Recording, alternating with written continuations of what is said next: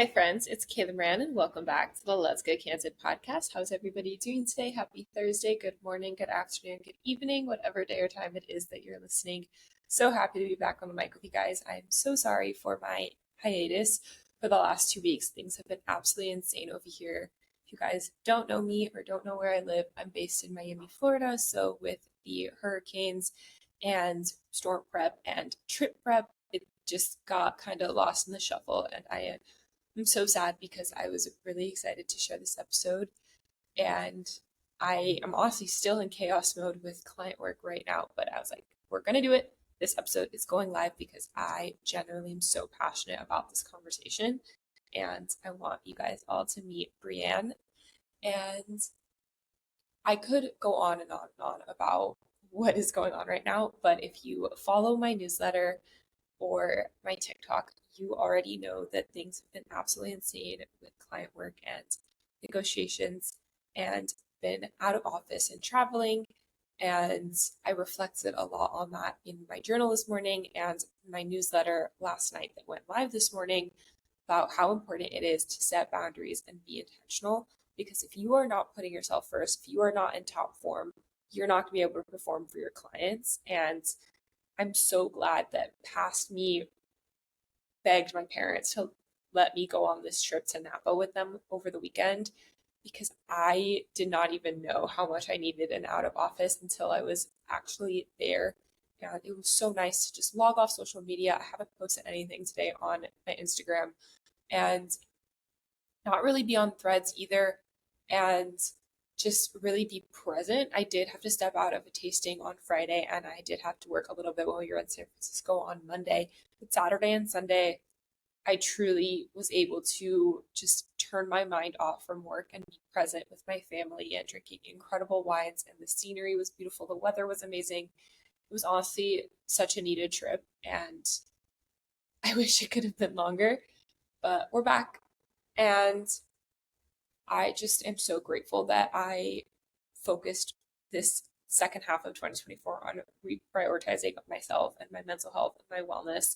And with that, also aligning my business to fit my lifestyle goals. Like, yes, I'm still prioritizing work. I'm still focusing on work. Work is important to me, but it's not the end all be all. It's not everything. Being intentional and being present with my family and my friends and my long distance people and making time to see them, making time to have alone time by myself. Those are things that are most important, and aligning my business and my career with my lifestyle goals is essential. And that's what I've been really focusing on in the last few weeks. So being able to go out of office to do that was so nice. And I have one more trip next week to my alma mater. I'm going back to the University of Tennessee for the Institute of Professional Leadership's Gala. And I'm so excited to see my professors, the ones who believed in me from the very beginning.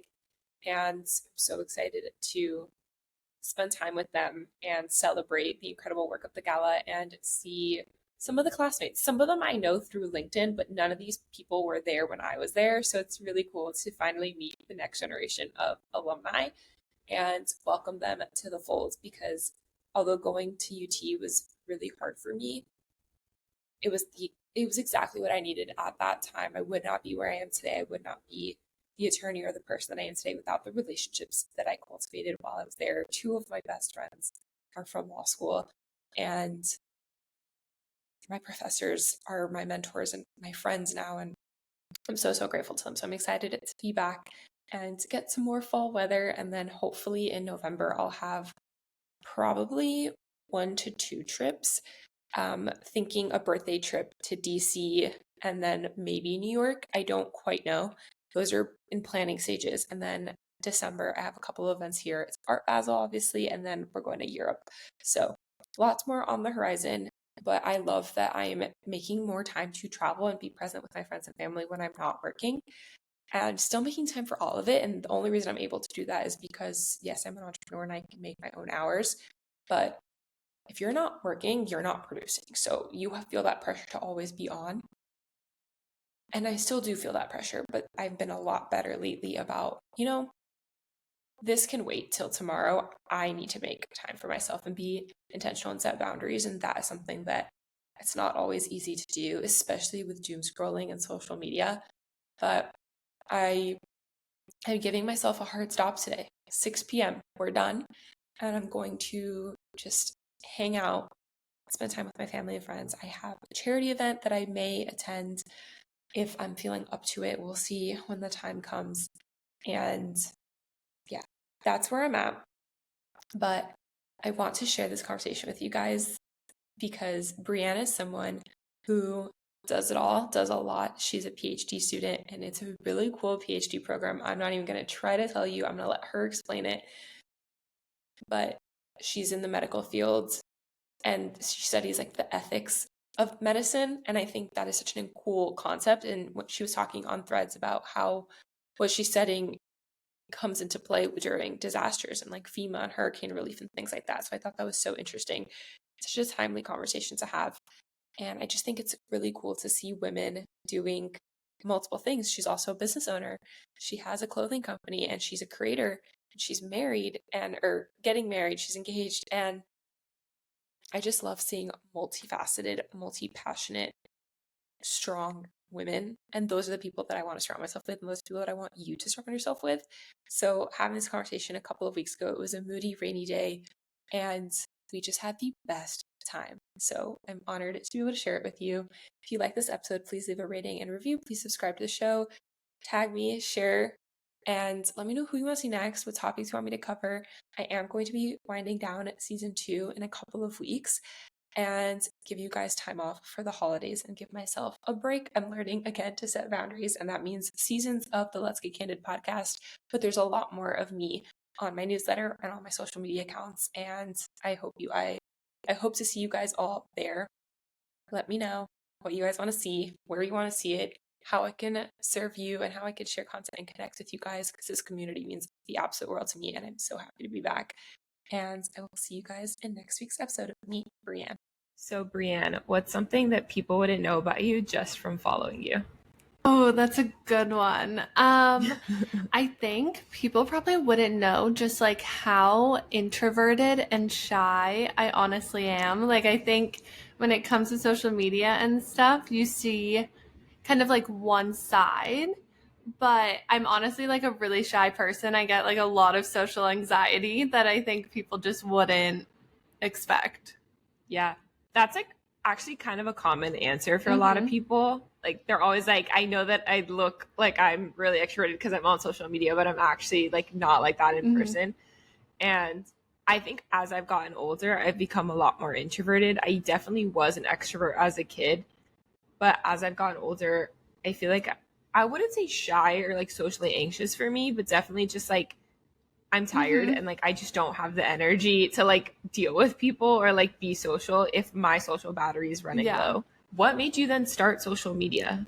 Like, if you are that way, like, I'm curious, what made you want to be on social media and share your life? Honestly, so the reason I kind of started social media is because of my business. And in my head, I thought that was a great way for people to get to know kind of like the person behind the brand. I feel like my backstory and kind of like the reason I started my brand and the things that I do kind of just like elevate the business. And so I wanted people to like get to know me, get to know like what it is that I go through. And it kind of just started as something basically just for my business, like literally just to get more eyes on it. And now it's kind of just turned into something that I actually like doing. And it's kind of like a creative outlet when I'm literally doing so many other things that are not creative at all. So it's kind of just a fun thing to do now.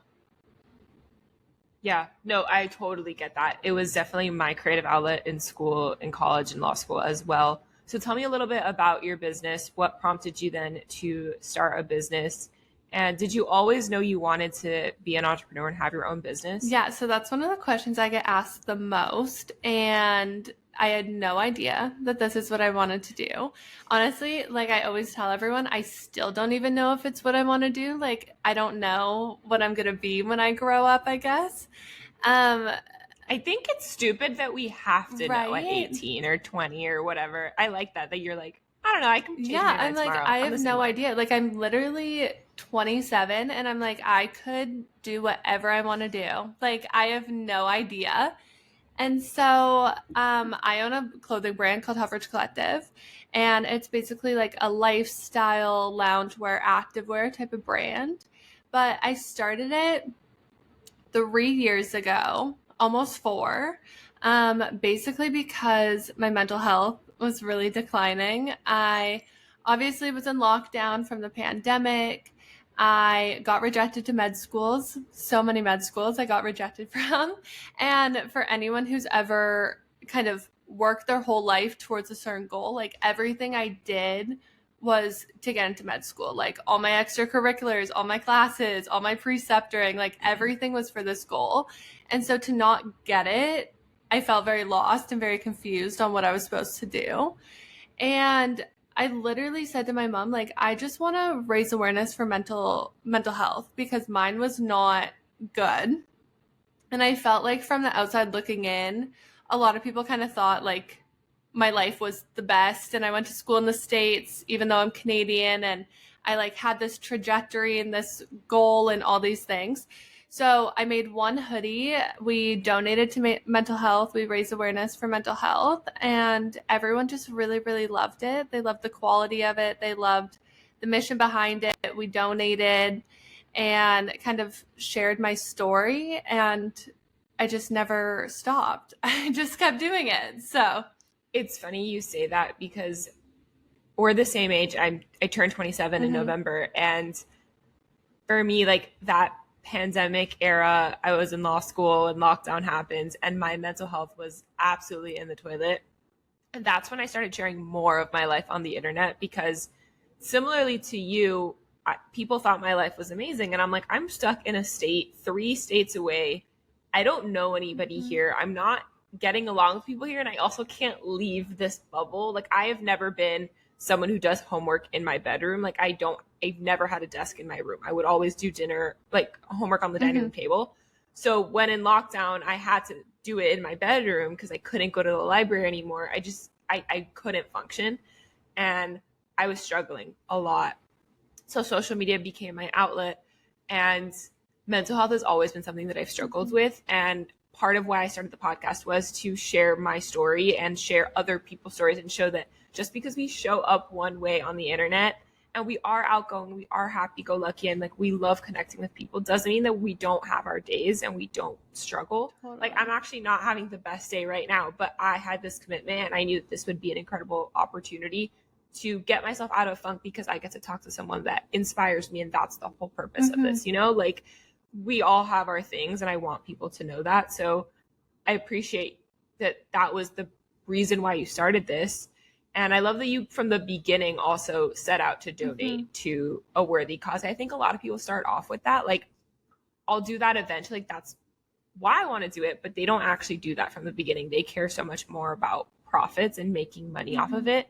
So I like that was something that you guys were intentional about from the beginning. Thanks. I think also just like us as an example, I guess, like you see all the things that we do and like you going to law school, you doing all these things, but like also sharing that you have kind of these mental health battles, it just shows perseverance. And I feel like it just like helps other girls know that they're not alone, because mental health is such an isolating thing. And like I grew up in a family where you didn't really talk about your mental health. And so being the first one to talk about it and be like, I'm not doing well, was so scary. But like knowing that there's other people who are still doing these really badass things and like getting up every day. And I mean, doing this podcast recording, even though it might not be what you wanted to do today, like just because your own mental health, like it just shows that you're like so strong and able to get through it. And I think that's just like empowering for other girls to know. Absolutely. So talk to me about being from Toronto and going to school in the States for college. Did you also apply to American med schools, or did you apply to a mix? And what is the process? I know like the legal system is different in Canada, but I don't know, I'm not familiar with much about any of the medical system, whether here or there. So what was that like? Yeah, so I went to undergrad at University of Arizona.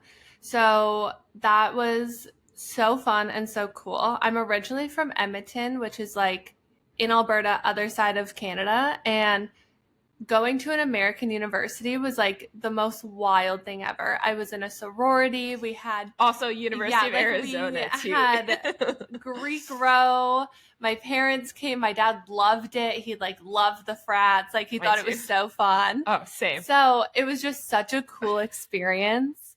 So I'm really, really lucky that I got to do that. And then when I got sent back home because of the pandemic, I was like, what am I going to do?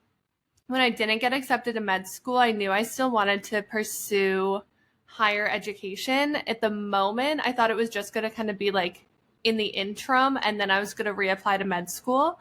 So I applied for a master's at a university in Pittsburgh. I got in, moved to Pittsburgh, did my master's, and kind of realized like I actually really love this and I'm actually really good at it. So then I decided to get my PhD in it too. But in terms of logistics, it's actually like a lot easier than people would think. You get a student visa, so you get to move there. The only thing that's a little weird is just like working and the logistics of being able to work, because a lot of the time you have to find a job that's within the field that you're studying. So when I went to University of Arizona, I had a degree in physiology, and technically medicine and like clinical setting isn't physiology. So it was like a little interesting. But I applied to med schools literally everywhere. Like any place that would take me, I probably applied. It got to the point that my parents were like, we need to stop spending money on all these applications because you're going crazy. So I applied to school in Australia. I applied in Canada. I applied in the US. Like I was willing to go anywhere. I actually got into med school like in Australia, but it was in the middle of the pandemic, and I didn't want to switch my schedule. Like it was too much to try and do. And at that point, my mental health was so bad. I was like, there's no way I can move across the world from my parents. Like I need them. But yeah. It's funny. I applied to 18 law schools or 19 law schools, and I got into 3. And one of them was off the wait list. So, and I got waitlisted from like 3 or 4. So I feel you, like applying anywhere that will take you. I mean, I only applied in the United States, but, I also kept it to like from the East Coast to like the Midwest. I didn't plan to go like further west. I'm sure I would have gotten into more options had I done that. But to your point, like knowing Australia was too far for you. Obviously I had no idea the pandemic was going to happen at that point when I was applying. It was 2018, 2019, but I knew like I need to be relatively close to home, even though I want to leave my state for this experience.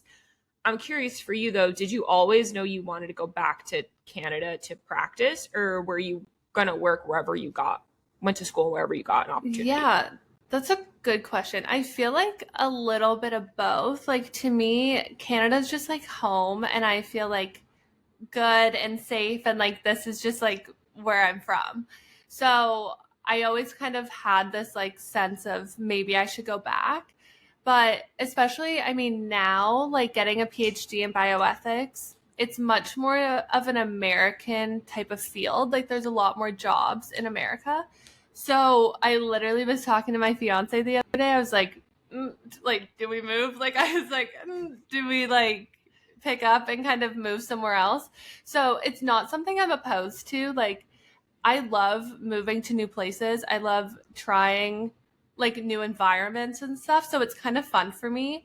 So we'll see. I have no idea. But yeah, kind of both. I literally will go wherever. Yeah, that's fair. I definitely thought I was 21 when I was starting law school, and I was like, I know that ultimately, like similar to you, like Miami's home, Miami's where I want to be, Miami's safe for me. But I was like, I'm 21. Like, I don't really need to be in Miami right now. Do I want to be there when it's coming time for me to have my own family? Yes. But like for the next like 10, 15 years, like I'm chilling. Like I'm focused on my career. I want to do my own thing, whatever. So that's why I was open to going to schools in other states. And I was like, I'll work in Nashville, DC, or Charlotte. Like those were my like top 3 options if it wasn't New York. even though I didn't really want to live in New York long term, but I was like, I'll do it if that's the opportunity. But like DC, Charlotte, Nashville, so it's like University of Tennessee makes sense for me. I'm relatively in that area. Cool. And then pandemic happened 7 months in, and I was like, I guess I have to go home now. And then I was here, and I was like, nope, Miami's where I want to be. So that's where I ended up coming back to. But I am like you. Like, I love experiencing new things. I love to travel. I love to, I like the idea of like making a house a home. I've only gotten to do it twice, like in my college apartment and my law school apartment, and they were shared spaces.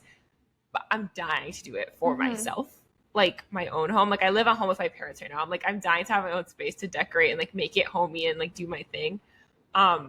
So I'm similar to you. I'm like, I'm ready to pick up and go wherever the wind takes me. So that's cool that you're open to it.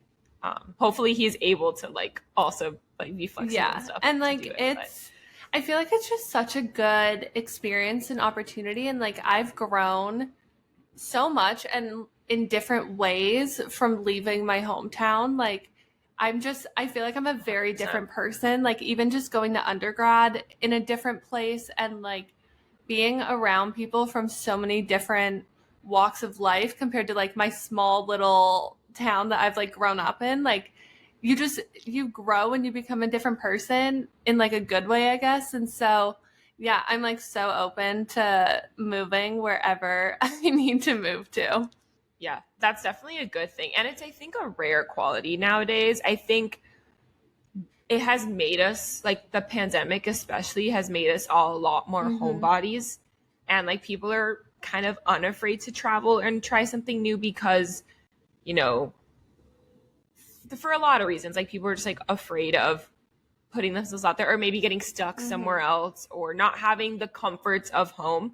But I'm curious, to your point, like, because I 100% agree, you have to leave your hometown to, you know, you can always come back, but I think you grow so much more when you leave, and you get such an appreciation for where you're from too, when you realize that not everyone lives like you, and you learn a lot about yourself. And I've heard this before, but is Canada and the US like really that different? Like, what was so different for you about going to school in the US? Honestly, not much. Like, I think a lot of the time people think it's so drastic. It's really not. I mean, I lived in Arizona, I lived in Pittsburgh, and I think I honestly would consider Pittsburgh home. Like, I really, really loved it there so much, which is kind of a controversial take because a lot of people don't love Pitt. But I've never been. So. I love it. I literally am obsessed with it. But I don't really think there's that many things that are different. Like, culturally, it's very, very similar. So it was a really easy progression and adaptation. I've heard definitely mixed things with that, but that's good to know. Like, at least it wasn't so different for you. For me, like, even in the same country, like going from Miami, which is very Latin America, to Tennessee was a culture shock. So I'm always curious when people make bigger moves than I did, how they are. But I've actually never been to Canada, but I am going to Toronto in 2 weeks. Fun. I'm so excited. But yeah, talk to me about, bioethics. You said you got a master's in it and that's how you really fell in love with it. What is bioethics, and what are you when you get a PhD in it, like what does that look like? So everyone's always so confused when I tell them because they're like, I've never even heard of this before.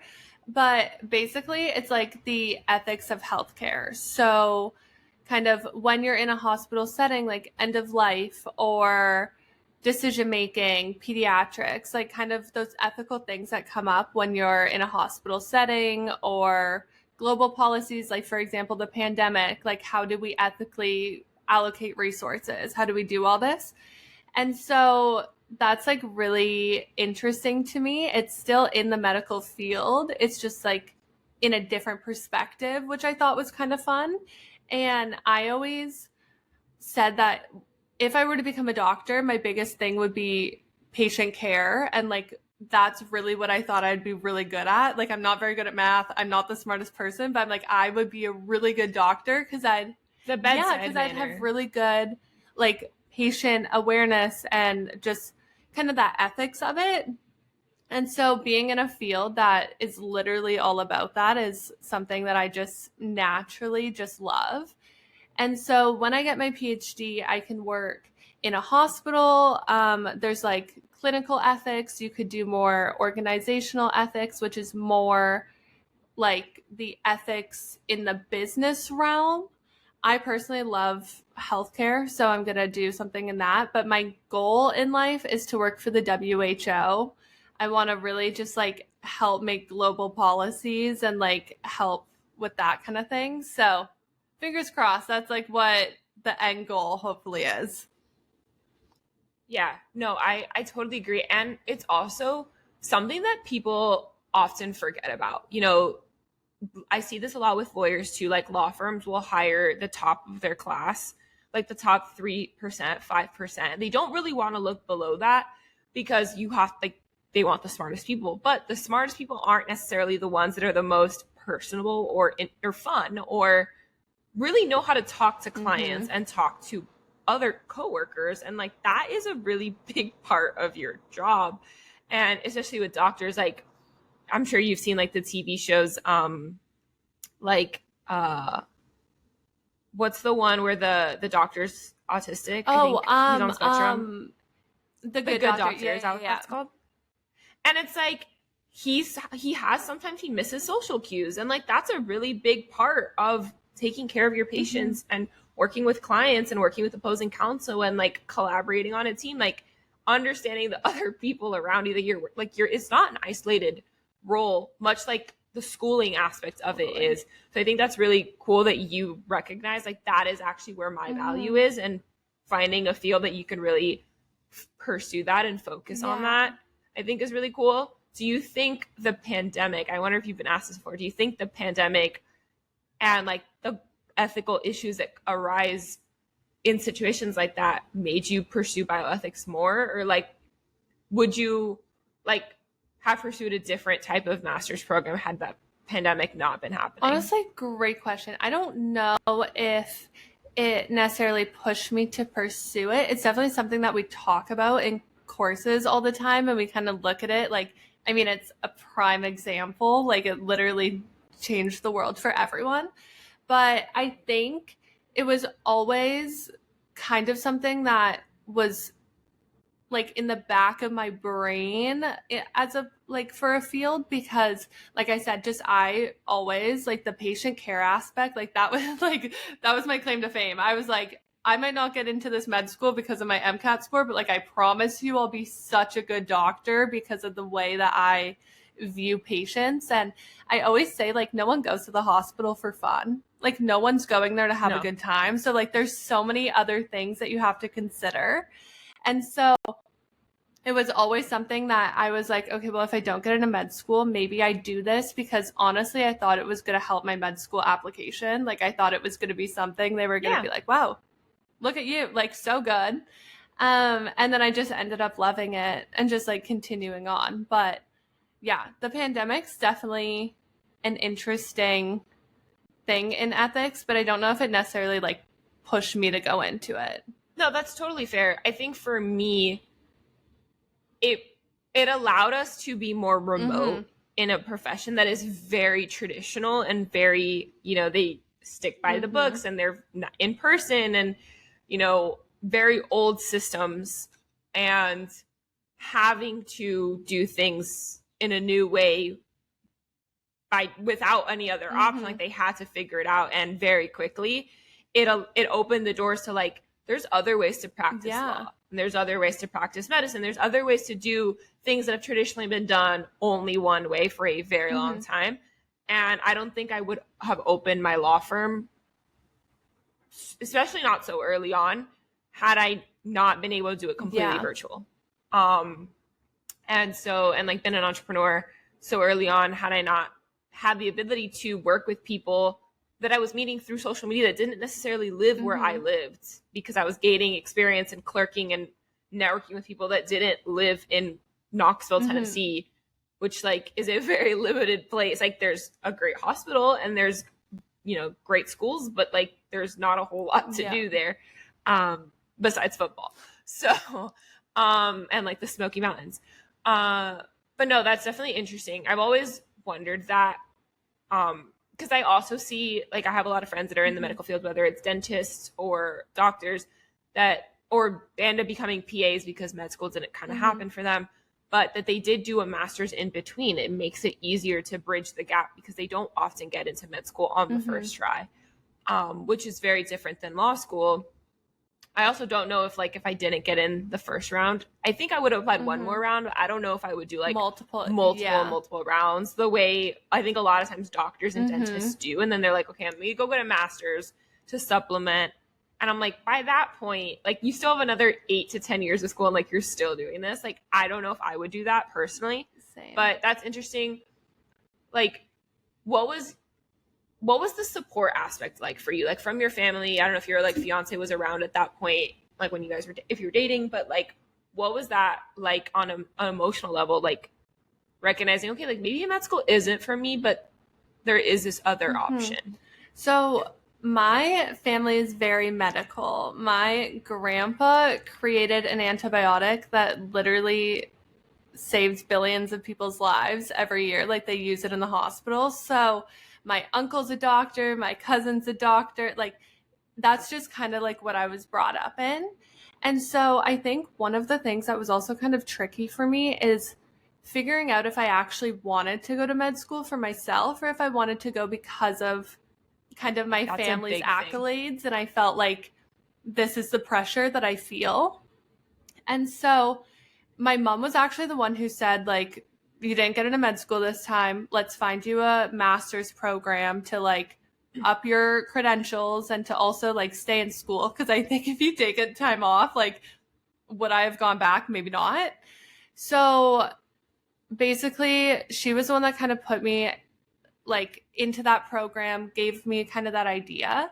But at the end, once I decided this wasn't what I wanted, med school wasn't actually what I wanted, everyone was so supportive and so fine with it. But I think the thing that was the hardest was honestly just my own mentality surrounding it. Especially because since I was little, I was going to be a doctor. I was going to be a surgeon. I was going to go to med school. I was going to live up to the hype of my family's name. I was going to do all these things. And so I think, of course, a PhD is still massive and it's still really good, but just kind of having to almost mourn that and find something else that was better suited for me was something that was really kind of just an interesting thing. I talked about it a ton in therapy. I had to work through it in therapy, but at the end of the day, it's definitely something that makes me so much more happy than I think if I would have went to med school would have been. That is huge and is something that I find myself talking a lot about with prospective and current law students. Because a lot of times you see, and med school isn't really like this because of how difficult it typically is to get into. But you see a lot of people going to law school because dad's a lawyer, uncle's a lawyer, this person's a lawyer, or because they're I'm not ready for the real world yet. Let me go to school for another 3 years. I'm that is not a good enough reason. Do you know what you are getting yourself into? I think med school, doctors have it 100 times harder than lawyers, but that is not for the faint of heart. You do not do this on a whim. And I think too many people go into it thinking, oh, it's just going to be easy. It's an extension of college. How hard could it really be? And then they get there and they're oh shit, yeah. This is actually hell. And I'm no one I don't know why you thought there was illusions about this. So I think it's really good that your parents, your mom specifically, was so supportive of you, being hey, is this really what you want? And allowing you the space to figure it out, because there is so much pressure when you do have family members in that field, or a partner or friends. For me, I had nobody, so my parents were you're on your own, kid. We'll support you, but I got nothing. And so I think that really helped, because while they wanted me to do corporate America and go the traditional law firm route for the financial stability thing, they also understood that okay, we get it. This maybe isn't for you. We will support you in going on your own. I'm living at home in order to be able to do that. And they support me in doing so. I don't know if they had been lawyers, if they would have been cool with that decision. So I think it's really cool that your mom was like, no, I want you to do this for you, and that you really took the time to think about it, because that is something that I see a lot of my classmates and like just in general law students struggle with, is like, who are they actually doing this for? Are you doing it for the money, or are you doing it for somebody? And if like, you have to have a why. I think with everything, with whatever you do in life, no matter what, you have to have a purpose. You have to have a why. That has to be like the through line between everything you do. And like, that has to be what you check everything against. Like, if this isn't going to make me a better person or serve me in some way or help me get to XYZ goal, why am I doing it? And if I think a lot of people just don't have that in them, but I think it's really good that you have the ability to kind of figure that out for yourself. Also, like, with having so much pressure, I think too, like, did you want to do the exact same field of medicine that your family did? Or like, you said you want to be a surgeon, like what do they do? Like, did you want to do what they did and want to work with them, or you just wanted to be a doctor because they were a doctor? So they do all different fields. And I basically just wanted to be a doctor because they were doctors. My older cousin was always kind of the person that no one actually compared us, but like I compared us, because in my head I was like, oh, I'm going to go to not law school. I'm going to go to med school. And I'm basically following in his footsteps. And then he took the MCAT, got the 99th percentile, got straight in from undergrad, like just is the smartest human being I've ever met in my life. And I'm like, we do not relate. Like, I'm like, this is like, school has always been, I wouldn't say hard for me, but like tough. Like, I have to work for it. It doesn't just naturally come easy. And not that my cousin like didn't work hard, but he's just naturally so brilliant. And so I think that was also a thing that when I didn't get into med school, it was like even more gut wrenching to me, because I was like, oh my God, like, look at what my family's doing. And like, he was so smart and I can't live up to that. And so, yeah, I think it just like took me a little bit of time to kind of realize, like, at the end of the day, it is my life. So why would I do something that I'm unhappy with? Would I have been happy in medicine? I have no idea, because like, I don't know what it actually really entails. But I know that like what I'm doing literally gives me purpose, and it's something I'm so excited about. And I love talking about these things, and I love fighting for female rights. And like, I just love doing all these things in ethics. And so I think I like found my calling, and I think it's perfect. My fiance tells me I'm so like opinionated all the time. So I think this is like the perfect field for me to like get my point across. Yeah. No, for sure. It's definitely, I like the ethics side of things too.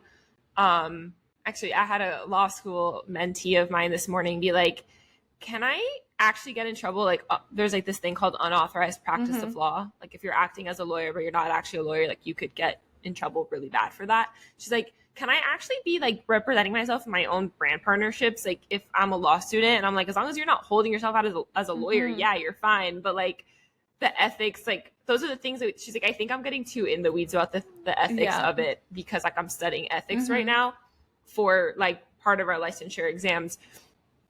There's a whole separate license or exam about ethics. And I'm like, yeah, I'm a nerd about all that stuff. Like, it's not necessarily something I want to be in the weeds about, but like, you have to know it. And I think too many people just pretend that the rules don't apply to them, where they don't want to believe that they do. And that's problematic. So it's cool that that's something that you really focused on. So when you were doing all of this work on yourself to kind of figure out where you go next and what you actually really want, what were some of the practices and tools that you implemented or habits that you created for yourself to do this? And like, I think it was mid-pandemic, so you probably had a lot more time on your hands than like the average person would have now. But what are some of these things, and like, how can people do if they're kind of faced with that decision right now of like, I always thought I wanted to do this, and like, maybe that's not what I want anymore. How do you kind of bridge the gap there? So like you said, I mean, it was during the pandemic, and I'm a person that I do so many things kind of to like distract myself almost. Like, so during the pandemic, I was doing nothing. I wasn't in school. I didn't have a job. I didn't have a boyfriend at the time. Like, I literally was sitting in my room by myself. And I was like, who am I? Like, I literally was like, what am I doing? Like, I've never had a break. I've never really understood what it is that I wanted to do. And so I think one of the things is just like getting to know myself without all these external influences and without like all these distractions. And obviously during the pandemic, it was a little bit easier than it would be now. But I think also going to therapy, I started therapy, and like getting to talk to someone who is just an unbiased third party is so helpful, because I could talk to my family, but obviously my family trauma impacts decisions I make. And like, I could talk to my friends, but obviously my friends have opinions. So having someone who literally was looking at me just like a blank slate, like, let's just dive into all of this, helped so much. And I think something that I've kind of learned to like get to know myself a little bit and just like be proud of myself is I really try and celebrate the small wins. I'm a person that like I hold myself to such a high standard. And so like even when I graduated undergrad, I was like so embarrassed by it because I didn't get the GPA that I wanted, and like I didn't want anyone to celebrate, like just stuff like that. And I'm like, that is so sad. I literally got a degree. Like, I should be so excited. And so now I just try to celebrate like every little milestone. And I think once you do that, they start to build and you start to just like really become confident in who you are. And then you can make decisions and not second guess them. Cause like that was always my thing, is I would make a decision and I'd be like, oh my God, what is my family going to say? What is social media going to say? What's my therapist going to say? And I'm like, you got to just like be confident in like what you have to offer and like what it is that you want to do. Yeah. I am a lot like you in that sense, where I remember like my college graduation, I was so annoyed at my parents because they were like, we always expect you to be great. Like it wasn't a question of like that you were gonna graduate. We knew you were gonna graduate. So like it's like we knew that you wanted more. So like it wasn't a really big deal. Like they were the ones that didn't celebrate. I mean, like we went to a dinner and like we had like a nice dinner and that kind of thing. But like it was like, I remember literally I moved home the day of my college graduation. Like it's a 4-hour drive, don't get me wrong. But like my apartment was packed up. We went to lunch after graduation, my 10 a.m. ceremony, changed into comfy clothes, packed up the car and drove home. And like, they were like, all right, what's next? What law schools are you applying to? I was like, cause I was a December grad and I was like, just like, didn't give you that like, moment. Can I get 24 hours? Like, hold on. And like law school graduation, like I moved home like the day after, like 2 days after, cause that was a little bit of a further drive. But they're like, all right, bar exam, what's next? And I'm like, dude, like this was the hardest 3 years of my life. Like I need a minute. But I remember like by that point, my mental health was so shit that when I graduated with a 3.01, I was like, I don't care. I did it. C's get degrees. Yes, and that's all that really matters. And I always like, I look at myself now and I'm like, similar to you, I'm like a good mix between like you and your cousin. Cause I'm like an A/B student without applying myself. So because I was like, okay, I'm a good student, like I didn't apply myself. But if I had applied myself, I would have been an incredible student. And so like I look back now and I'm like, damn, I wish I would have tried harder to like actually, like I would have been able to go to some incredible schools. Then I look at my actual experiences and I'm like, no, I wouldn't change that because of the people that are in my life because of it and who I am now. But like I always think about that. But in law school, when we were stuck in, 4 walls and didn't really have a whole lot going on, and you had more time to think, I started celebrating the small wins a lot more too. And that's something I still do now. You have to, like, all right, I made myself a really yummy lunch today. Like if you made your bed today and that is all you got out of bed to make it, that's progress. Like, and that was literally like how law school was for a lot of it for me. And like, there's days like that still now. So I love that you really learn to celebrate the little things because they do add up. Like, and that's another thing with like vision boards and goals and stuff is it's okay to have like this really grand plan. But if you don't make micro goals to achieve it and it just stays like this really scary, big, ominous vision, like you're always going to feel like you're behind and like aren't capable and you aren't deserving, because you can't just like put it out into the universe and expect it to come to, like, you actually have to put in the work to do it. And like, it's going to change, it's going to evolve, but you have to show the universe that you're actually working for it and doing something for it. And like, I was actually on this with my childhood best friend today of, I posted it on my stories yesterday, like a reel of like Morgan Freeman telling, I forget her name right now, the actress, you know, when you ask for patience, the universe isn't going to just give you patience. They're going to put you in situations where you have to learn to be patient. And that's one of my biggest fatal flaws is I'm just not a patient person, like, at all. And I've been praying and hoping and manifesting and like doing all these things. I'm like, why isn't this happening? I want this now. I've done all these things. I'm like, why isn't it happening? And I realized yesterday, that's why I posted that I was like, wait, like, this situation that's in my life right now is actually happening because I need to learn patience. And it's going to teach me like really good patience. So everything happens exactly how it's supposed to, but we need to celebrate the little things in between, because I don't know, that's what makes life worth living. Like, it's fun. Yeah. It's more enjoyable that way. And I mean, I agree. Like, my biggest flaw is that I'm not patient at all. Like, I send an email, I will literally wait and be like, why are you not replying to me? And then I'll send a follow-up. Like, I'm so impatient. It's like actually not okay. But same thing, like, especially not getting into med school, like, one of my things now is I've been posting this a ton on my socials lately because I want people to like recognize it. But I'm like, if I got into med school 4 years ago, like, I wouldn't have my fiance. We would have never met. I wouldn't have my bridesmaids that I have because I wouldn't have met them in my PhD program. Like, I wouldn't be living back home in Toronto. Like, just everything happens the way it's supposed to. And it's really easy to say when you're on the other side of it. But like, when you're in it and you think your life is over, like, it's obviously a lot harder to actually believe it, but everything really does happen the way that it's supposed to and like for a greater purpose. And it's just, sometimes you just have to like trust in that and just like let it happen. Yeah. Oh no, I wanted to ask you about that. And so I'm glad you touched on it, but, no, 100%. Like, I look at the people that I dated in the past or the people that I was like really good friends with at a certain extent, like period of time, whatever. I'm like, I'm not the same person that I was then.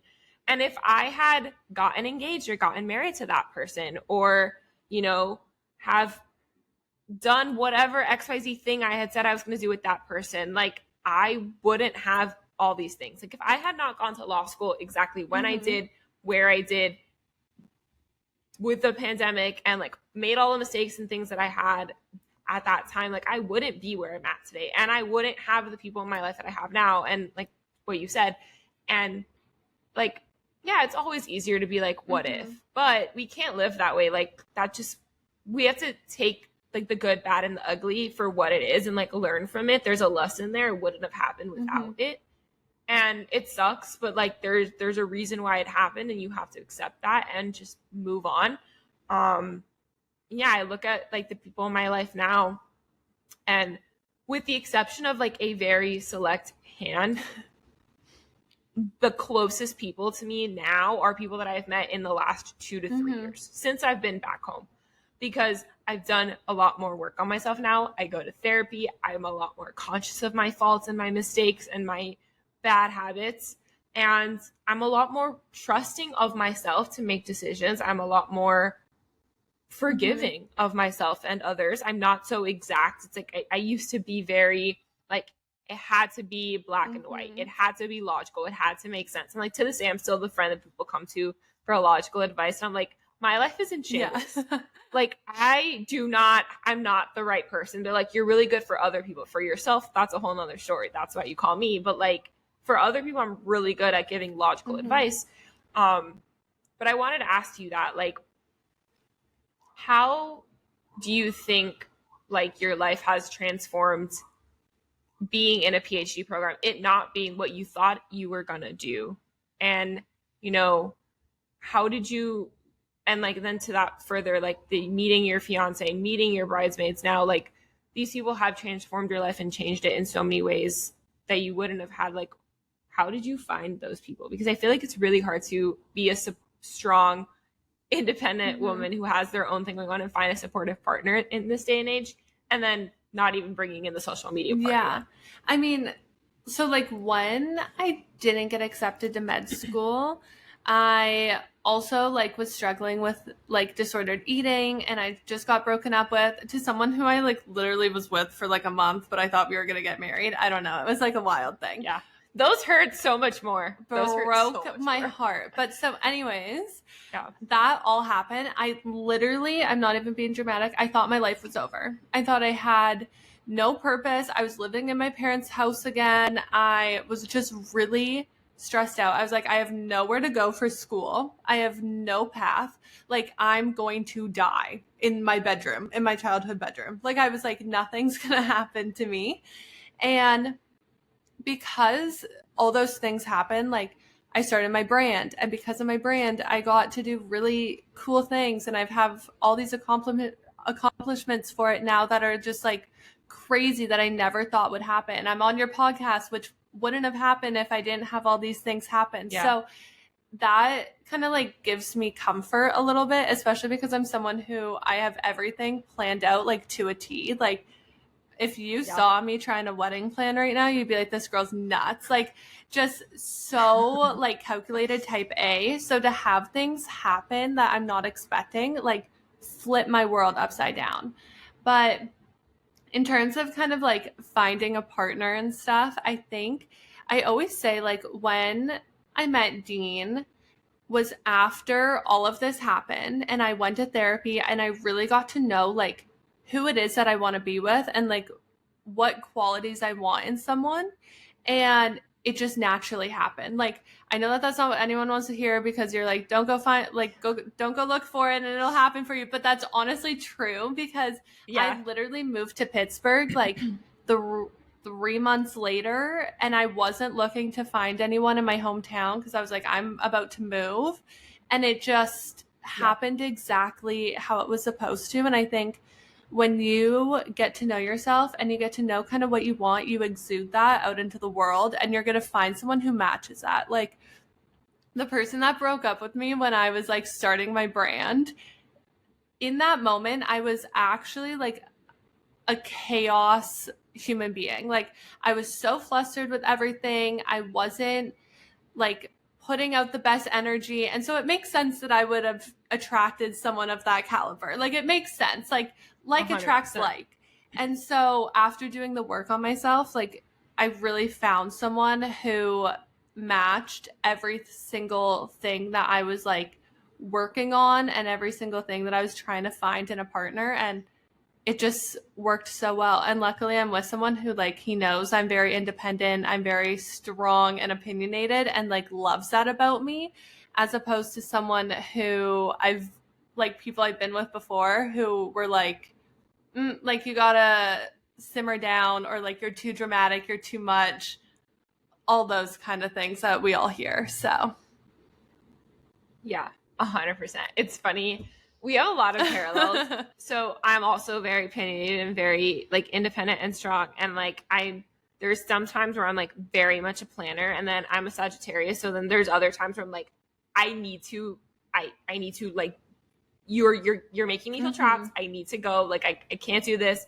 And like, I've always said, like, I wanted to be a lawyer, but I wanted to be a wife and a mom too. Like, I didn't want to be just one thing. I didn't want to be put into a box.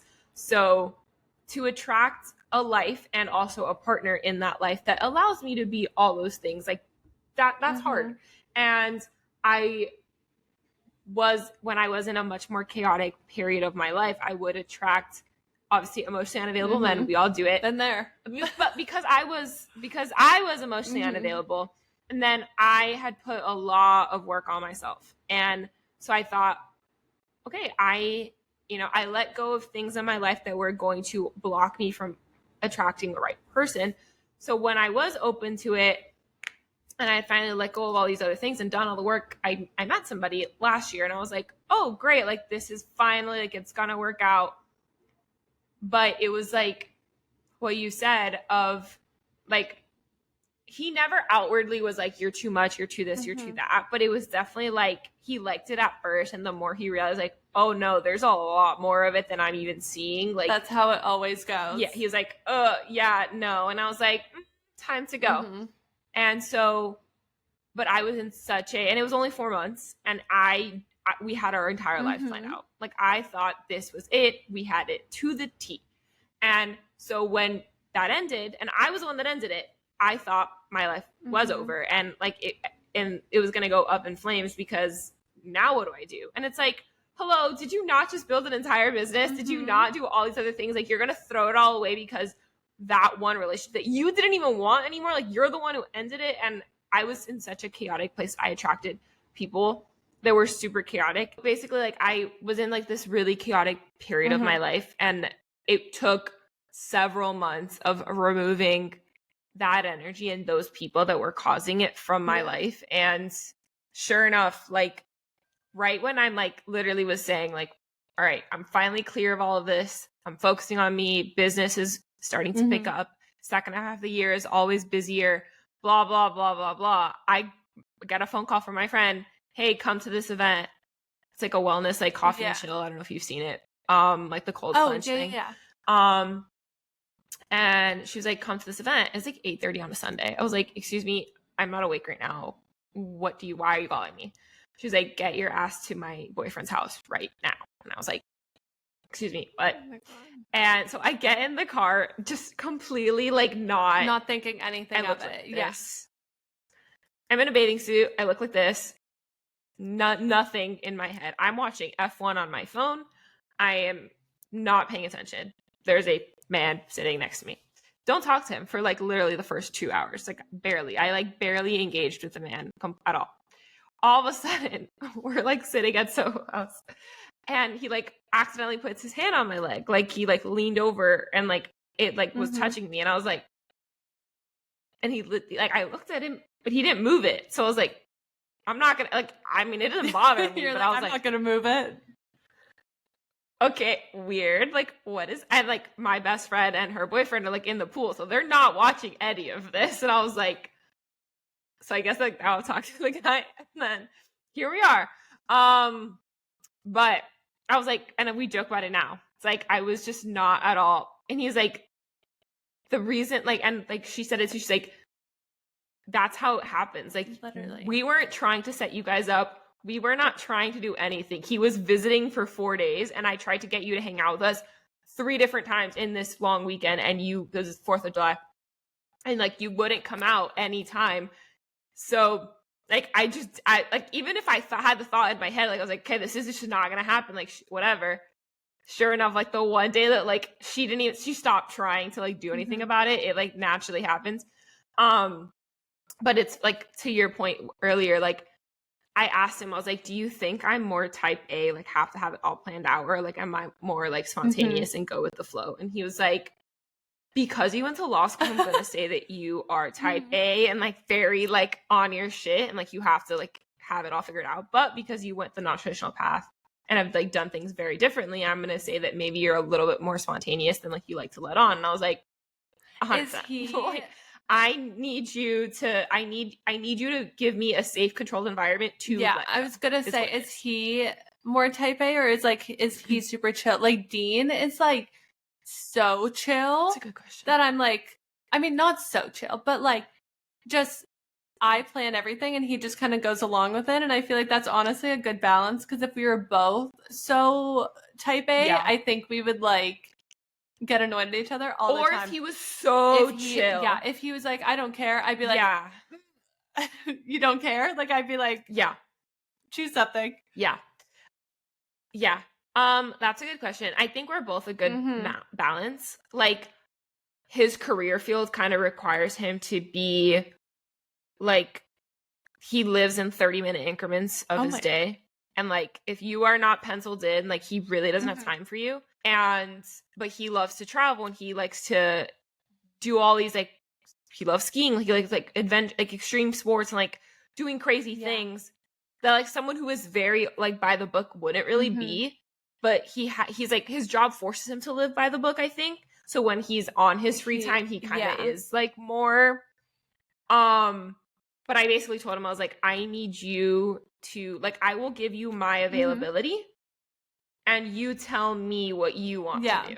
Like, I'm going to allow you to lead, but just know it's really hard for me to do that. But like, I need to trust you and let me relax. Like, I can't be so on all the time because it's just too much for me. Like, I run a business. Like, he's literally takes orders. He's military. Like, someone that takes orders and like does things and like he doesn't have to worry about that. Whereas I'm the one making the orders and like doing, and I'm like, I can't run our lives that way. Like, I need you break to take some ownership of it. I need a mental break. So it's really interesting. But like, I would not have met the friend that I met him through had I not been in law school using social media as a creative outlet. We connected on Instagram one day, like, oh my God, just we started following each other and we got happy hour and the rest is history 4 years later. Like, you know, everything really happens like the way it's supposed to. And when you actually like sit back and you kind of think like for you, like all the little things that had to happen to like lead to that one moment, it's like honestly kind of freaky.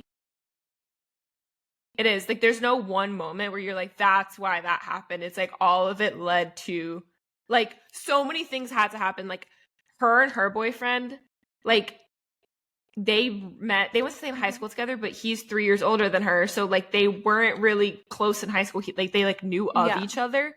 And his best friend's wife is friends with her somehow. And, like, they were out. She got invited out and like he was there and they met. But like, mind you, they didn't start talking for months later.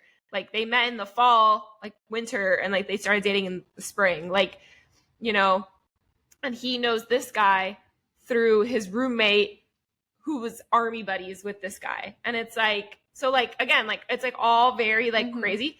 And like, yeah, like you can't pinpoint it, but I wanted to ask you this too, because like this is something that I really struggled with, and sometimes you struggle with still, is sharing your life on social media. Obviously, like there's things you can't share, things you won't share.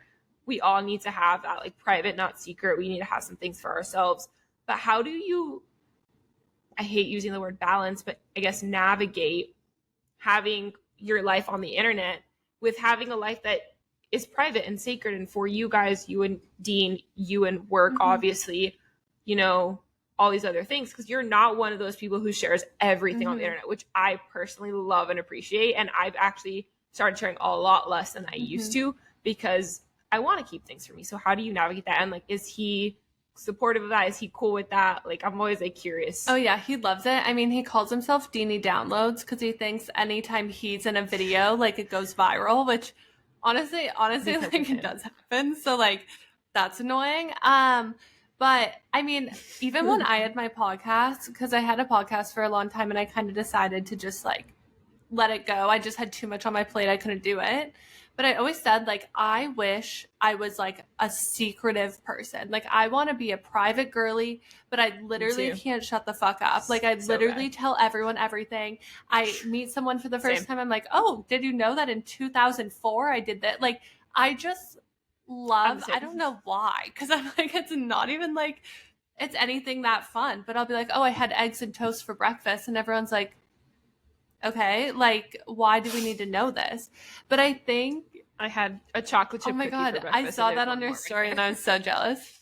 But I think when it comes to socials, like, I've just kind of learned that not everyone needs to know everything about you. And I think also, like, with my business, there's certain things that I don't want to tell people before it happens, or like before, like if I'm working on a deal or something, I don't really want to tell people in the process. Like, I like to be really private in that kind of aspect. Like, I always say, like, work hard in private and then like shine in public type of thing. So I like to just keep those things like to myself. But at the same time, I have such a hard time because I love sharing everything with everyone. Like, I'll like literally tell everyone about my wedding planning process. Like, I don't know. I love to share it. But I think I'm just also I don't want to say I'm like fatigued with social media, but I think I'm like kind of fatigued. Like I'm taking like a little breather and just kind of like going on, posting what I want to post and then like logging out. Like I just kind of just want to realize like there's a whole world outside of social media, and like sometimes I need to put my phone down and like live in it. So I think that's also kind of helped me to just like balance how much I share, how much I don't, just because I'm like, I just want to live in the moment with a lot of things and not necessarily pull my phone out and record it and share it. I couldn't agree more. I definitely am someone who I struggle to live in the moment. So I've been, my word for the year for the last like 3 years has been to be more intentional and be more present. And dating someone who you literally cannot share their life has been really helpful for me because I can't share it. So I just don't even take pictures of it. I'm like actually like in it.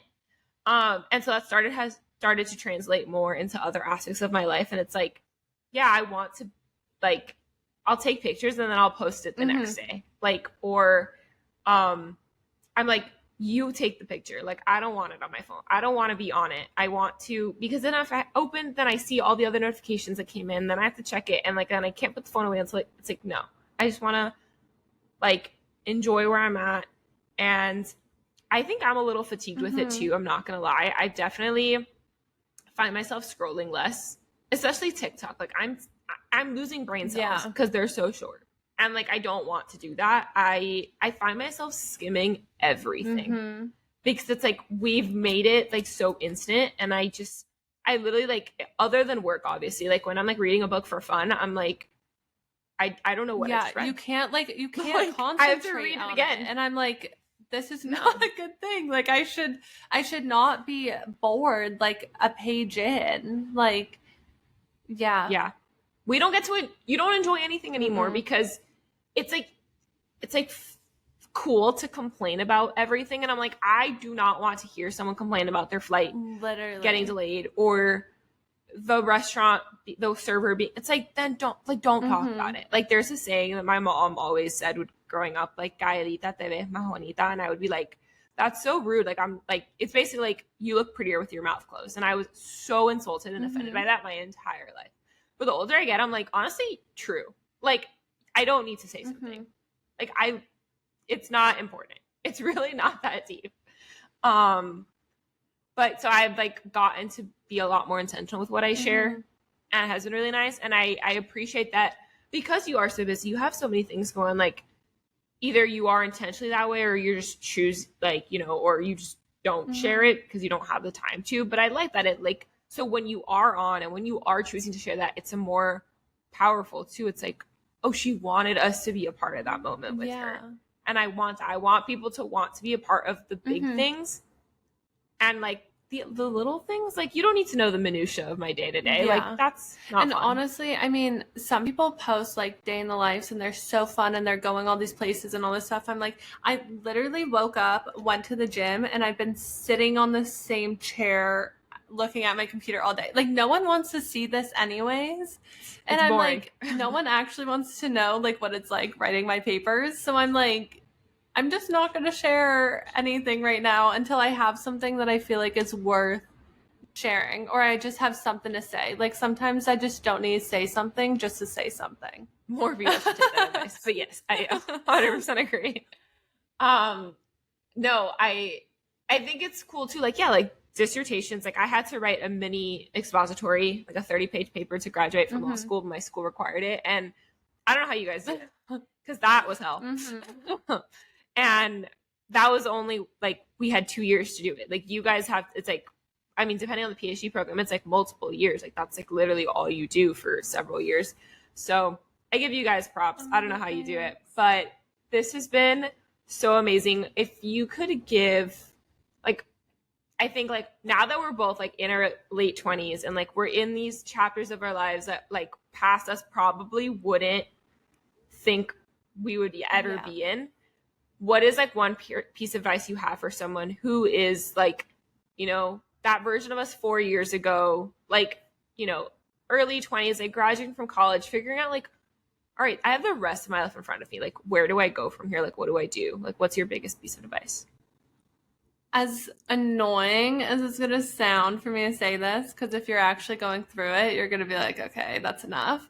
But basically, like, everything's going to work out how it's supposed to. Like, everything's going to be okay. I think probably, like, for both of us, like, when we were that age, like, we literally thought our lives were over. I was like 21 and I thought I was like, had no future, no career, like nothing.